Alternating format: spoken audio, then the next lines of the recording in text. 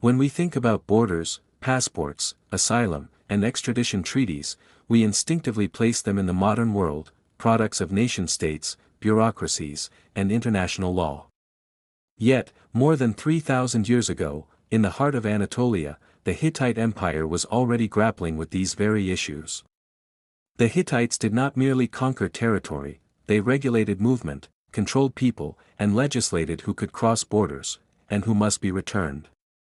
The ceiling of the Hittite borders was not a physical wall of stone like Hadrian's Wall or the Great Wall of China. Instead, it was a legal, diplomatic, and ideological boundary, enforced through treaties, laws, and royal authority. At its core were questions that feel strikingly modern. Who counts as a refugee? Who is a criminal fugitive? And does moral obligation outweigh political necessity? The Hittite world and the problem of movement. At its height, ca 1400 to 1200 BCE, the Hittite Empire stretched from central Anatolia into northern Syria, bordering powerful rivals like Egypt, Assyria, and Mitanni. This was a world of constant movement: merchants, mercenaries, prisoners of war, displaced peasants, rebellious nobles, and political exiles. The Late Bronze Age was not stable. Famine, war, palace coups, and dynastic struggles frequently forced people to flee their homelands. For the Hittite state, uncontrolled movement posed a serious threat. A runaway slave was not just lost labor, he was stolen property. A defecting official could carry military secrets. A refugee prince might become the banner of rebellion in a foreign court. Thus, mobility itself became political. Refugees or runaways? The legal ambiguity. One of the most striking features of Hittite law is its lack of sentimentality regarding refugees. Unlike later religious traditions that sanctify the fugitive or exile, Hittite legal thinking was pragmatic, even cold. In Hittite texts, there is no clear concept equivalent to modern asylum. Instead, people who crossed borders were classified primarily by status. Slaves. Commoners.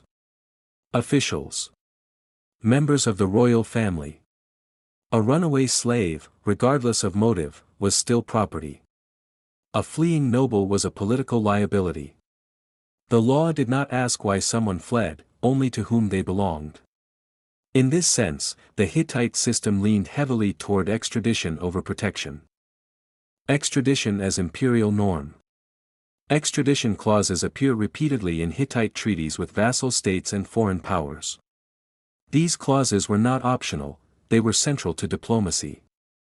A typical treaty formula demanded that runaway slaves be captured and returned. Political fugitives be extradited. Rebels be handed over alive. Harboring fugitives be punished. Failure to comply was not merely a breach of law but a sin against the gods, who were always invoked as witnesses to treaties. This is crucial: extradition was sacralized. Returning a fugitive was not just obedience to the king, it was obedience to divine order. The famous exception: political asylum with conditions. Yet the Hittites were not entirely inflexible. In some treaties, especially with powerful neighbors, we find limited exceptions. Certain high-status refugees, especially members of royal families, could be allowed to remain if they swore loyalty and posed no threat. But even then, they lived under surveillance, often relocated far from borders, stripped of influence. This was not humanitarian asylum, it was strategic containment. In my view, this reflects a sophisticated understanding of power. The Hittites knew that a refugee prince could be either a weapon or a liability. Protection was granted not out of mercy, but calculation. Harboring fugitives as an act of war. One of the most severe aspects of Hittite policy was the criminalization of harboring fugitives. To shelter a runaway slave or rebel was equivalent to stealing royal property or abetting treason. Several treaties explicitly state that if a vassal ruler refuses to extradite fugitives, the Hittite king is justified in military retaliation. In other words, extradition failure could legally trigger war. This transforms borders into moral fault lines. Crossing them illegally disrupted not just law, but cosmic and political balance. Slaves, ownership, and absolute control. The harshest rules applied to slaves. Hittite law codes specify rewards for capturing runaways and penalties for aiding them. There is no recognition of personal suffering or unjust treatment as grounds for escape. From a modern ethical standpoint, this is brutal. Yet it reveals something fundamental: freedom of movement did not exist as a moral category. The state, and the master, had absolute claims. What fascinates me is how this legal logic mirrors the structure of the empire itself. The Hittite state saw itself as the guarantor of order. Any movement that escaped its control was chaos. Borders without walls. Unlike later empires, the Hittites did not rely on massive border fortifications. Instead, borders were enforced through treaties, intelligence networks, vassal loyalty, legal obligations. In effect, the empire outsourced border control to its neighbors.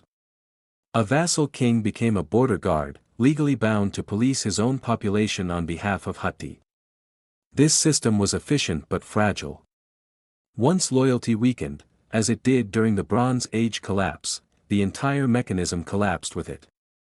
The gods as border guards. Every extradition clause ended with curses. If a ruler failed to return fugitives, the gods would destroy his land, dry up his crops, kill his heirs. The border, therefore, was not just political, it was cosmic. To violate it was to invite divine punishment. This religious framing gave the Hittite king immense ideological power. Law was not negotiable, it was sacred. My perspective: control over compassion. What strikes me most about Hittite refugee and extradition laws is their unapologetic prioritization of state stability over human experience. There is no moral language of refuge, no sanctuary, no right to flee. Yet, I hesitate to judge too harshly. In a world where the fall of a city meant enslavement or death, stability was survival. The Hittites were not cruel for cruelty's sake, they were terrified of disorder. In many ways, their system anticipates modern debates. How much compassion can a state afford before it undermines itself? Where does responsibility end, at the border, or beyond it?